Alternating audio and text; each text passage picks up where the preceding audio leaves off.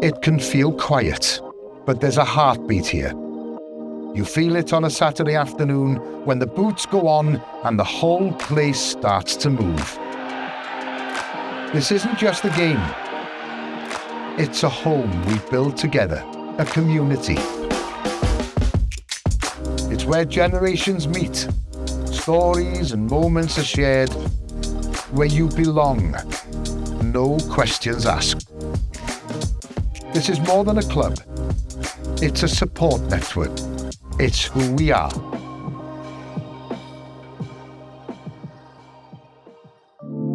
Every now and again, but how often do you get to see the guys who used to play rugby with you? Oh, whenever you go back to Whitland. John, these would have been pretty familiar surroundings to you years ago when you were younger, when you started playing rugby. But of course, since then, looking back at your career, you've worn the jersey for club and country, the Scarlets, Wales, and the Lions. What's the true meaning of that for you? Oh, look, the support I had from the community, my local rugby club, when I was playing on fields like this, carried through my whole career. I was always proud to represent that community whenever I put the jersey on. It gave me a sense of purpose and a belonging, and I can't thank those people enough for their support to allow me to accomplish my dreams as a rugby player. You mentioned community, you mentioned support. Do you think that's under threat at all these days? I mean, what is it about people that they find sometimes difficult to keep connected? Oh, I think you look, there is a stigma around, especially men showing vulnerability. For men to bottle things up and not to show vulnerability is a real problem that we need to talk about more. I think we need to make people comfortable to be able to talk about pressures, because in the world today, financial pressures are more and more common, and I think that is, somewhere where we can look to help people with. Your friends at rugby clubs, local community, again, they're there to talk. So what you're emphasising to all intents and purposes is that the rugby club would be the ideal place to start that conversation. There's that sense of community, the sense of belonging, the sense of sharing and caring. That safe place as well. I think, a rugby club is somewhere where people go and they feel almost at home, because, your local club, your community, the people are there to help. So that would be the message from you to anybody maybe who'll be shying away, or maybe feels that they can't ask for help when things are getting tough.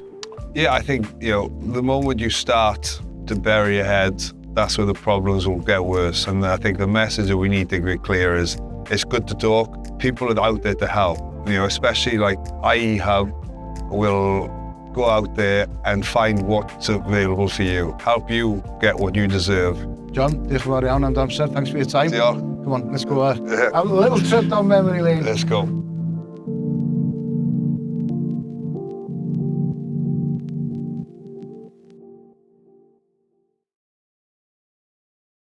So Steve, I know you spend an awful lot of time coaching with Risca Rugby Club, and it'll take you quite a while to teach me some ball skills with that rugby ball, I tell you. But tell me, what is it about that makes you look forward to turning up week in, week out? Do you know what? The club itself is the heart and soul of the community. Just to bring the kids together on the weekend for a bit of enjoyment, some time away from screens and all those pressures, it's absolutely fantastic. So from your perspective, what role does the rugby club have to offer the kids, and the parents for that matter, beyond the rugby?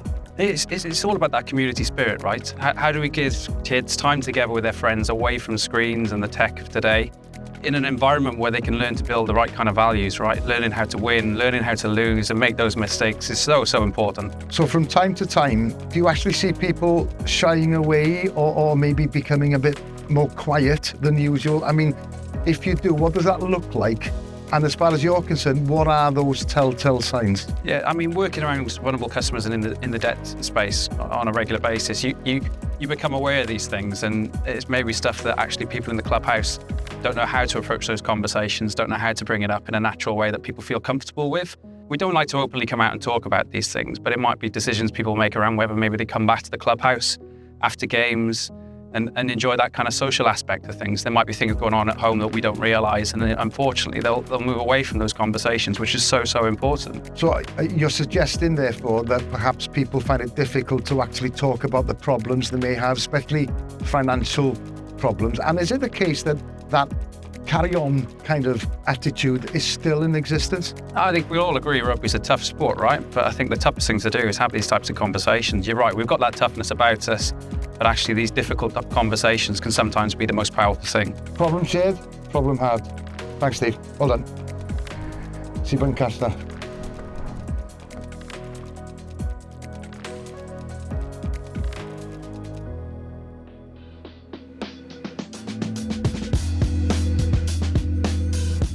So it's fair to say, Dylan, we've known each other for a few years now. You're CEO of IE Hub. I know you like to keep fit. You did play rugby back in the day. What did you love about it then? For me, it was just playing with your mates, just sharing stories, just that whole community spirit. Now, is that the reason why you've kicked off this campaign? So to sort of tackle the stigma that's involved with mental health and debt? For me, it comes back to that kind of background of playing sport, helping people who maybe don't want to open up on certain concerns regarding vulnerability, collection or debt. It's such a private matter being in debt. So for us, we use technology to kind of help them just through those difficult stages of their life. So give us an example then of what is on offer. We have a platform that supports people who are feeling vulnerable. So if they come to us, one of the things we do on the platform is we will identify whether they can qualify for more income. Typically for us, there's 50% of everybody using our service had no idea that they could benefit from certain welfare. So on average, we're finding £450 a month for consumers that have experienced that journey, so it's huge. That's a lot of money, Dylan, to be fair. How come the people weren't aware of that before then? Again, the point you made of awareness, they're just not aware this is out there for them. Ordinarily, you just think, I know this is too difficult for me, I won't bother. But we help automate that. We help them on that journey, give them reassurance. Apply for these things, they're there to help you. And we have partners to help you kind of put that in motion. We come together because we know we're stronger that way. We carry the weight together, so why do we think our biggest struggles are meant to be carried alone? Your club is here for you. Talk to a coach, talk to a mate. Let's make this the safe place to talk.